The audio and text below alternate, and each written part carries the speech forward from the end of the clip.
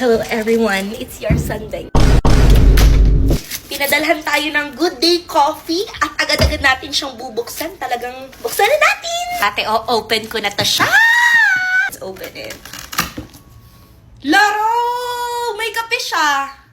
Bruh. Ate, may kape siya! Meron siyang magaru at coffee room! Ate, sobrang over sa dami ng laman. Pero tago ko muna to sa inyo. Magtimpla muna tayo!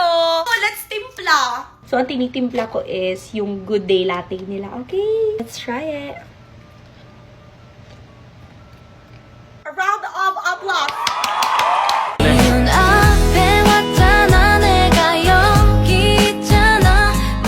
Bago ang lahat, i-open muna natin to siya. Meron siyang ataking ganon. Ano po ba to? Meron tayong keychain. Is this a keychain, bro? Lagot kayong lahat. Pinadalahan din nila tayo na stickers. Ay, ate, nakalimutan kong ipakita sa inyo na meron pa rin tayong another coffee yung ginamit natin last time. Scan here to unlock our curated playlist. This is it, y'all!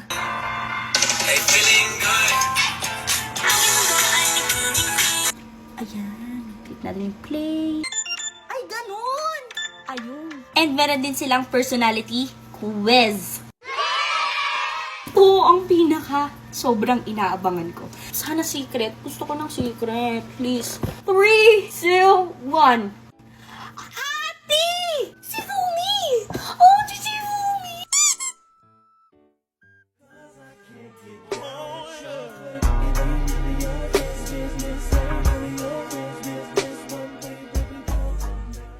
Wait lang. Kailangan ko munang uminom ulit. Sobrang milky, foamy, and creamy na rin niya. Perfect na perfect ang balance sa timpla and lasa. Ate, sobrang sarap. Ibang level yung sarap niya. Sobrang nakaka-addict siyang inumin.